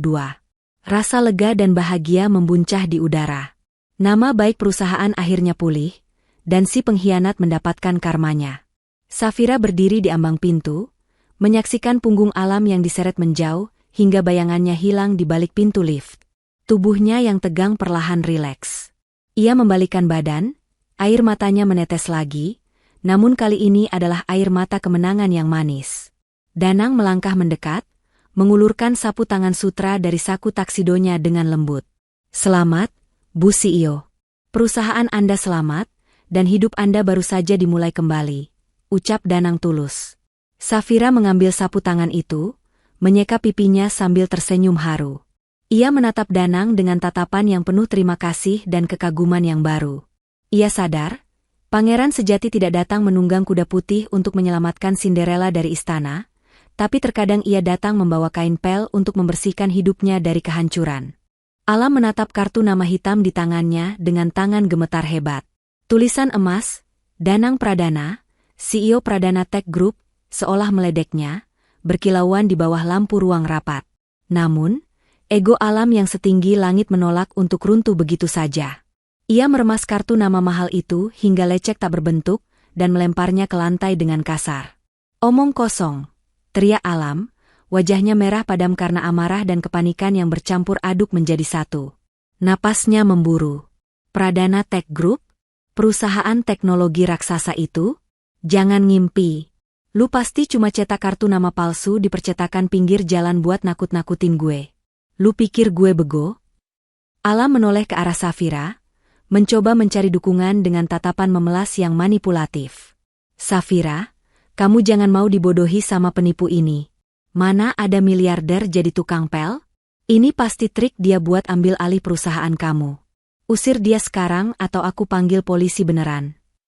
Danang tidak menjawab teriakan histeris itu dengan kata-kata. Ia hanya mengangkat tangannya perlahan, memberi isyarat anggukan kecil kepada Safira. Mengerti kode itu, Safira segera menekan tombol di panel meja rapat. Wir. Tirai jendela otomatis menutup perlahan, memblokir sinar matahari, membuat ruangan menjadi remang-remang. Bersamaan dengan itu, layar proyektor putih turun dari langit-langit di belakang Alam. Danang mengeluarkan iPad-nya, mengetuk layar 2 kali dengan tenang. Bip! Cahaya terang dari proyektor langsung menembak ke layar putih besar.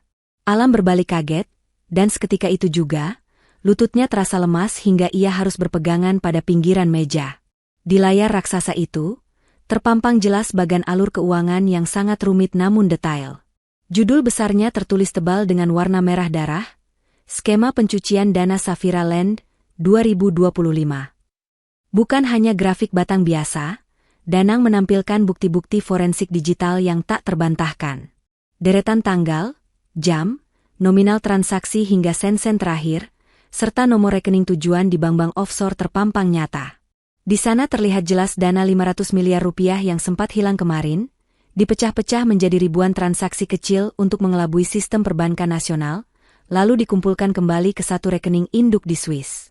Dan yang paling mematikan, di pojok kanan layar, terpampang foto data paspor pemegang rekening Swiss tersebut. Wajah di paspor itu adalah wajah Alam, lengkap dengan tanda tangan digitalnya yang khas. Itu palsu. Itu editan. Itu fitnah. Bantah Alam gagap, keringat dingin sebesar biji jagung mulai bercucuran deras di pelipisnya. Ia mundur selangkah, kakinya menabrak kursi hingga terguling. Danang berdiri perlahan dari kursinya. Ia mengambil laser pointer dari saku jasnya. Titik merah laser itu menari-nari di atas layar, menunjuk satu persatu bukti kejahatan Alam dengan presisi bedah. Editan, Pak Alam, suara Danang menggema tenang namun mencekam di ruangan itu.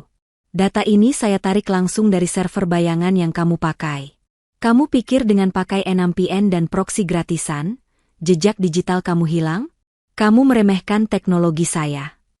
Danang berjalan memutari meja, langkah kakinya terdengar tegas mendekat ke arah Alam yang semakin terpojok ke dinding. Kamu lupa satu hal, Alam. Di dunia digital, tidak ada yang benar-benar terhapus. Setiap klik, setiap transfer, setiap pesan yang kamu kirim ke Pak Rudi buat rekayasa fitnah saya kemarin, semuanya terekam abadi. Danang menekan tombol next di iPad-nya. Layar berganti menampilkan rekaman obrolan WhatsApp antara Alam dan Pak Rudi. Terbaca jelas instruksi Alam, tanam harddisk di tasi tukang sapu jam 4 sore. Pastikan dia dipecat. Alam terdiam 1000 bahasa. Wajahnya pucat pasi seperti mayat hidup. Tidak ada lagi celah sekecil lubang jarum pun untuk mengelak. Bukti di layar itu terlalu telanjang, terlalu detail, dan terlalu memberatkan. Danang berhenti tepat 2 langkah di depan Alam. Ia menatap pria berjas mahal yang kini tampak begitu kerdil dan menyedihkan itu dengan tatapan dingin. Kamu sibuk mencari kambing hitam sampai ke lubang tikus. Menuduh saya, menuduh orang lain, ucap Danang tajam. Ia menunjuk dada Alam dengan telunjuknya yang tegas. Padahal kalau kamu mau lihat pelakunya, kamu cukup bercermin. Jejak digitalnya bukan mengarah ke hacker antah berantah, tapi mengarah lurus ke saku celanamu sendiri, Mas Alam. 3 bulan telah berlalu sejak insiden penangkapan yang menggemparkan itu. Roda kehidupan di Saphira Land kembali berputar, namun kali ini dengan irama yang jauh lebih harmonis. Berkat intervensi dan reputasi emas Pradana Tech Group yang kini resmi menjadi pemegang saham mayoritas, kepercayaan investor pulih sepenuhnya dalam waktu singkat. Saphira kembali memimpin perusahaan dengan wibawa dan fokus yang baru, didampingi dewan direksi yang jauh lebih bersih dan kompeten. Nama baiknya, yang sempat dicoreng oleh fitnah Alam, kini justru dielu-elukan sebagai simbol integritas dan kekuatan wanita dalam dunia bisnis. Namun, di tengah formalitas dan kesibukan kantor pusat lantai 42, ada satu fenomena unik yang selalu dinanti-nantikan oleh para karyawan. Setiap hari Rabu sore, sekitar pukul 3, pintu lift khusus VIP akan terbuka. Dan yang melangkah keluar bukanlah manajer pemasaran atau direktur keuangan, melainkan Danang. Pria itu tidak lagi mengenakan taksido mewah seperti saat penggerebekan, namun ia juga tidak kembali memakai seragam office boy lamanya. Ia datang dengan gaya smart casual yang santai namun berkelas, kemeja linen putih yang digulung sesiku dan celana chino berwarna krem, layaknya seorang eksekutif muda yang sedang liburan. Danang berjalan menyusuri koridor dengan senyum ramah, menyapa setiap karyawan yang ia lewati. Namun, ada satu hal yang membuat pemandangan ini menggelitik. Di tangan kanannya, ia menjinjing sebuah set alat pel lantai baru lengkap dengan ember biru yang masih kinclong. Para karyawan hanya tersenyum maklum. Bahkan beberapa staf wanita menahan tawa gemas melihat tingkah bos besar mereka yang satu ini. Danang mengetuk pintu ruangan CEO dengan ritme khas. Tok, tok, tok sret. Ia membuka pintu tanpa menunggu jawaban. Misi, Buk CEO. Sapa Danang dengan nada suara yang sengaja dibuat cempreng dan canggung, menirukan gaya bicaranya saat masih menyamar dulu. Mau izin numpang ngepel nih, Buk? Lantai di ruangan ibu kayaknya kotor banget. Banyak debu-debu masa lalu yang harus dibersihin total biar rezekinya lancar. Safira, yang sedang sibuk menelusuri dokumen kontrak di mejanya, mengangkat wajahnya. Rasa lelah di matanya seketika lenyap berganti binar kebahagiaan saat melihat sosok itu. Kebiasaan Danang yang satu ini memang tidak pernah hilang, seolah menjadi terapi tawa di tengah penatnya pekerjaan.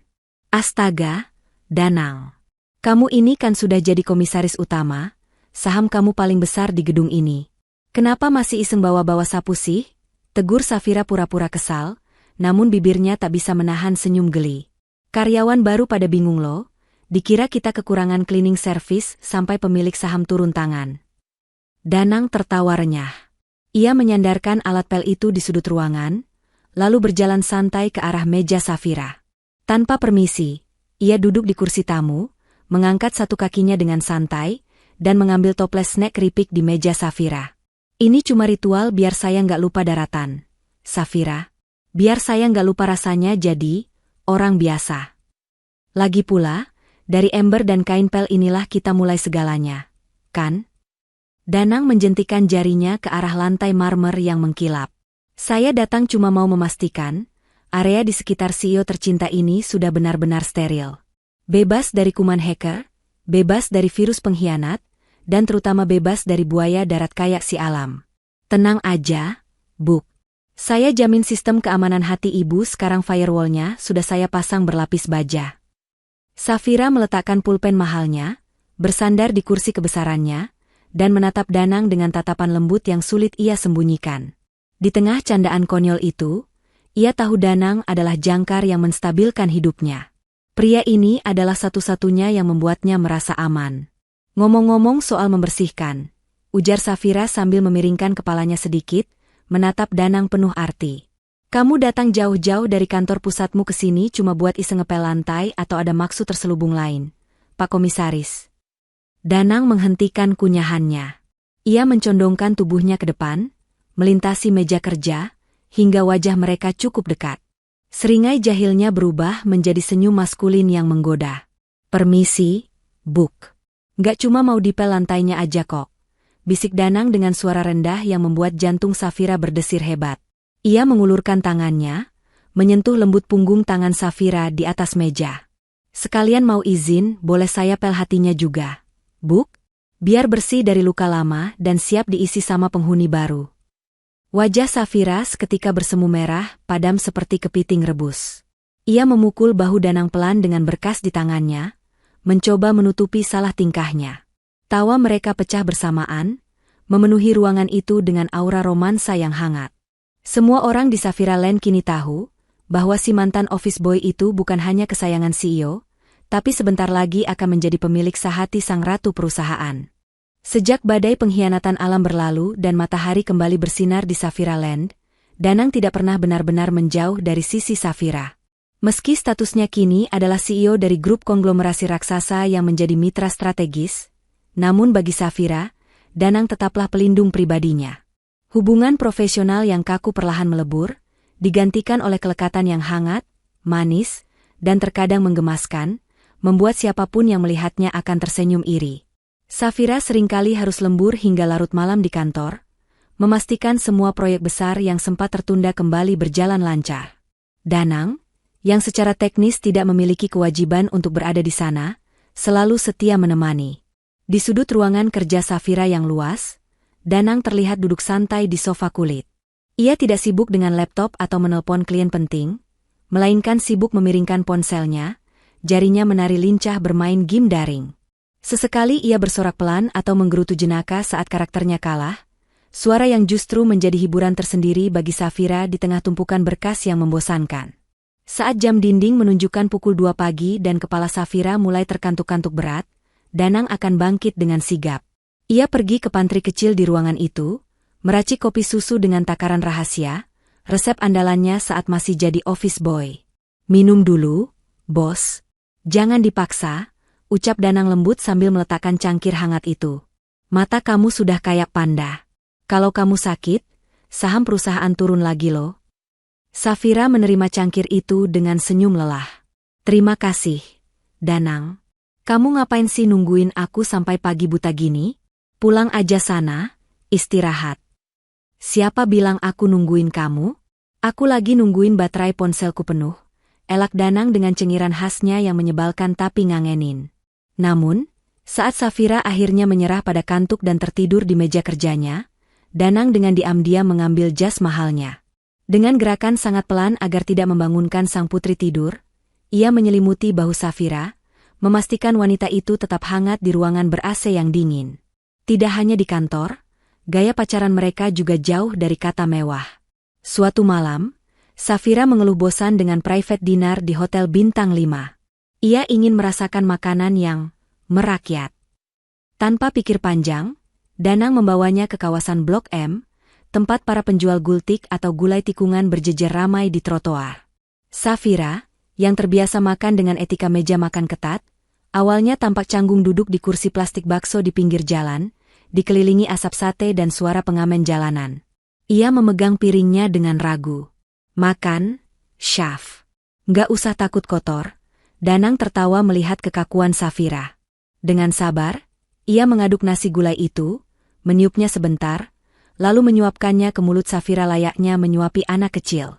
Ayo, ini rasanya jauh lebih nendang daripada masakan chef bule di restoran mahal. Safira mengunyah pelan, dan matanya langsung berbinar. Enak, pedas, tapi enak banget. Iya kan? Itu namanya bumbu kehidupan, canda Danang. Malam itu, di bawah lampu jalanan Jakarta yang remang-remang, sambil menyantap sepiring nasi gulai seharga Rp15.000, Safira merasa lebih bahagia daripada saat makan malam di Paris sekalipun. Ia menatap Danang yang sedang lahap makan dengan keringat di dahinya.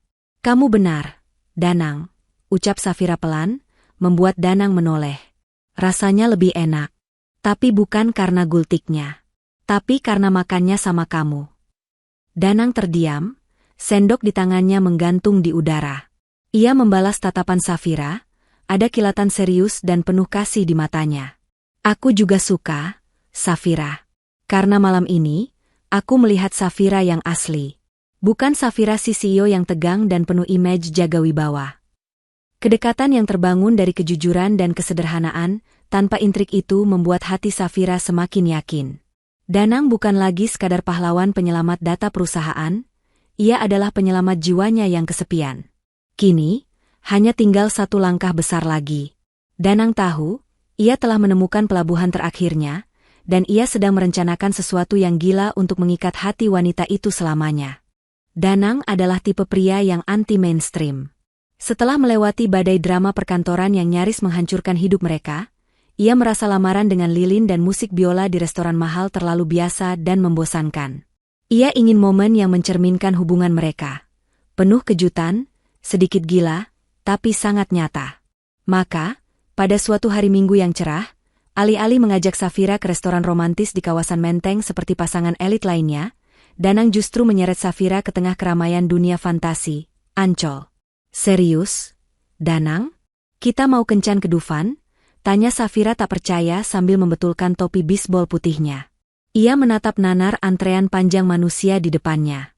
Kita kan ada jadwal mau tinjau lokasi proyek real estate baru di Ancol Timur? Kenapa malah belok ke sini? Iya, tinjau lokasi itu gampang. Tapi sebelum lihat tanah, kita harus uji nyali dulu, Safira. Kalau kamu lolos uji nyali sama aku di sini, berarti kamu mentalnya sudah siap buat sehidup semati sama aku. Jawab Danang santai sambil menarik tangan Safira menembus kerumunan. Ia tampil beda hari itu, mengenakan kaos polos dan celana jeans santai, jauh dari kesan CEO kaku. Lagian, cuma wahana halilintar yang bisa proof kalau kamu benar-benar cinta sama aku atau cuma cinta sama saham aku. Goda Danang sambil menunjuk rel roller coaster yang meliuk-liuk mengerikan di angkasa. Safira hanya bisa pasrah dan menepuk jidatnya. Ia tahu, mendebat Danang saat ide gilanya sedang kumat adalah hal yang sia-sia. Tujuan mereka jelas, Wahana Halilintar. Jantung Safira sudah berdegup kencang bahkan sebelum mereka naik. Namun Danang dengan semangat 45 memaksanya duduk di gerbong paling depan, posisi paling menakutkan. Danang memastikan pengaman besi di tubuh Safira terpasang erat dan terkunci. Siap, Syaf? Ini bakal jadi perjalanan paling penting dalam sejarah hidup kamu. Hah? Apa maksudmu? Udah, jangan banyak omong. Aku takut, Danang.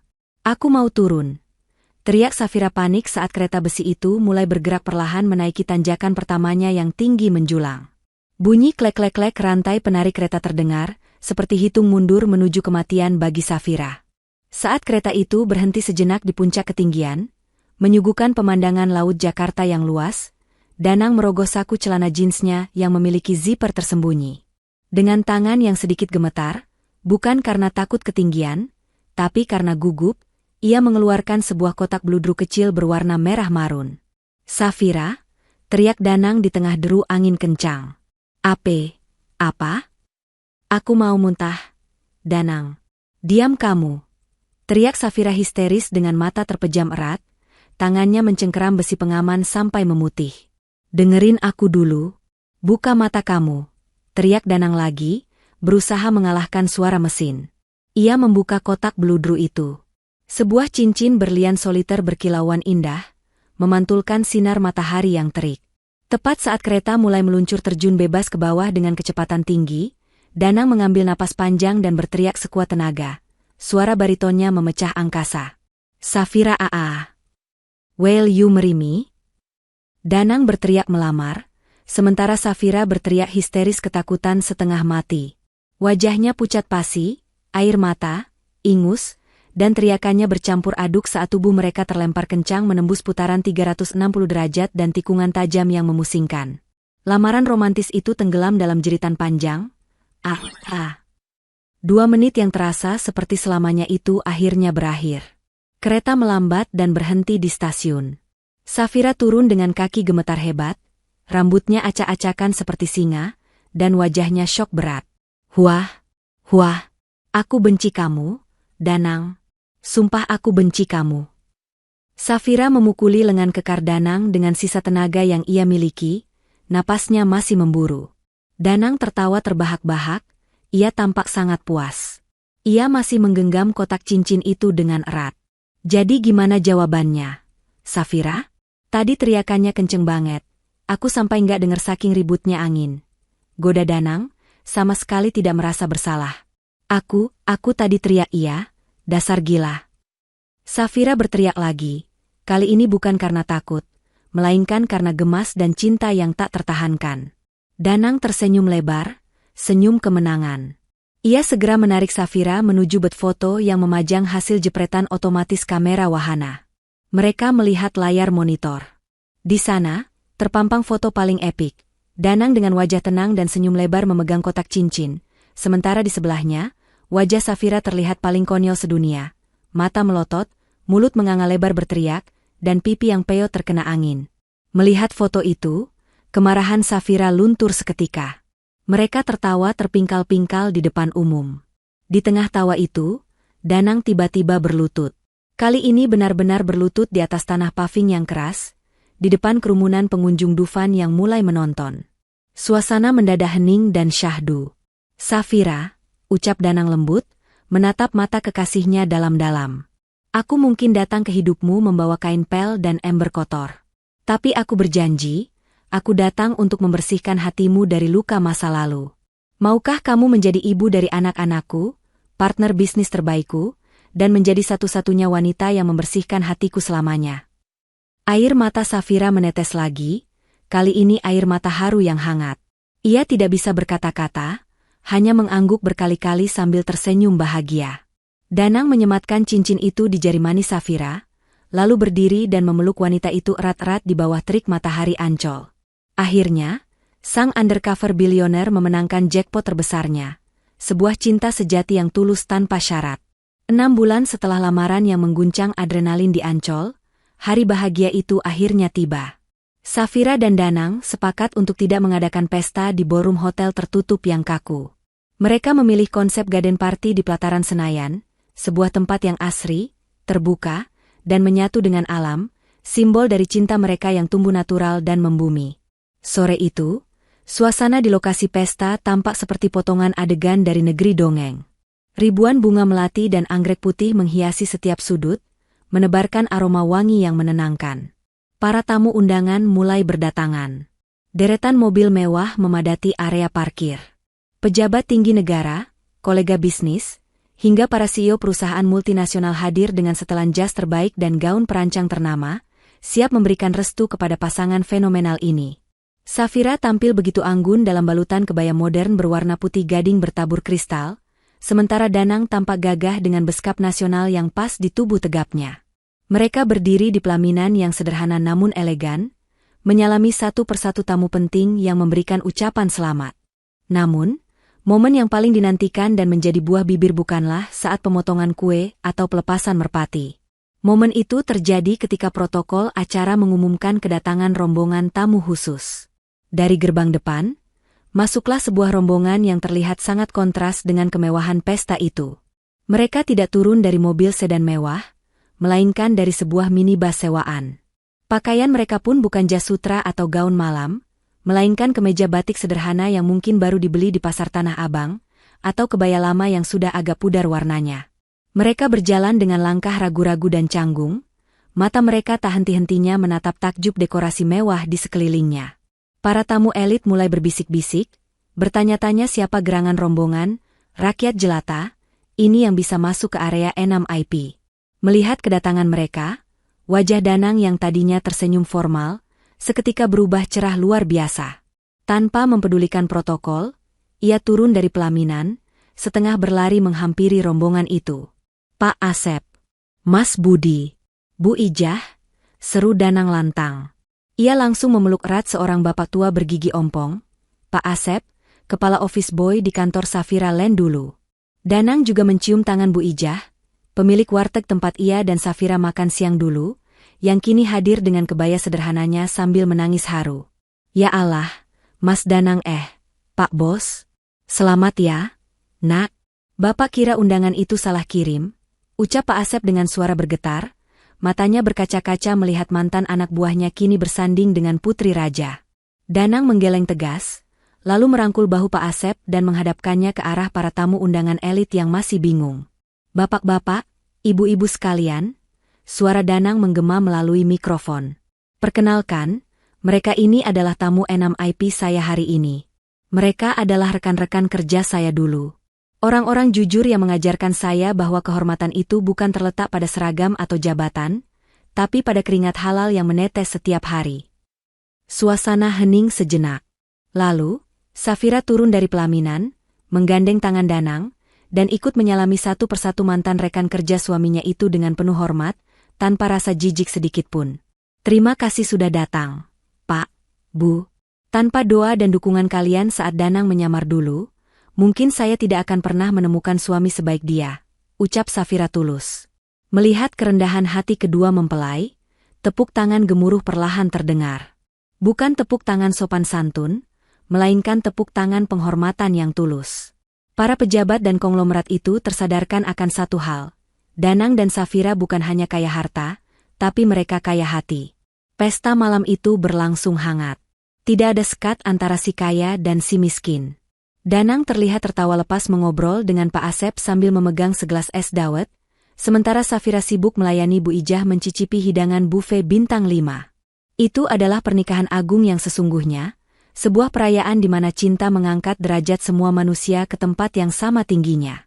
3 tahun telah berlalu sejak pesta pernikahan yang legendaris itu. Waktu berjalan begitu cepat, membawa perubahan manis di sebuah rumah mewah bergaya klasik kolonial di kawasan Menteng, Jakarta Pusat. Pagi itu, sinar matahari menerobos lembut melalui jendela-jendela besar, menyinari ruang keluarga yang hangat. Safira duduk bersandar di sofa empuk, tangannya sesekali mengelus perutnya yang sudah membesar. Ya, ia sedang mengandung anak kedua, buah cintanya dengan Danang. Wajahnya tampak lebih segar dan bercahaya dibandingkan 3 tahun lalu, saat ia masih menjadi CEO yang stres dan kesepian. Kini, ada kedamaian abadi di sorot matanya. Dari balik pintu kaca yang menghadap ke taman belakang yang asri, Terdengar suara tawa riang anak kecil. Safira tersenyum, menggeser sedikit posisinya untuk melihat pemandangan favoritnya setiap pagi. Di rerumputan hijau itu, Danang, sang miliarder pemilik Pradana Tech Group, sedang berlarian mengejar seorang bocah laki-laki berusia 2 tahun. Itu Raka, putra pertama mereka. Danang tidak mengenakan jas mahal ataupun memegang gawai canggih. Ia hanya memakai kaos oblong putih dan celana pendek. Wajahnya penuh peluh bahagia. Namun, ada satu hal yang membuat Safira tertawa kecil sambil geleng-geleng kepala. Raka tidak memegang mainan mobil-mobilan remote control atau robot canggih. Bocah kecil itu justru menggenggam erat sebuah sapu lidi kecil mainan, melambai-lambaikannya dengan bangga seolah itu adalah pedang sakti.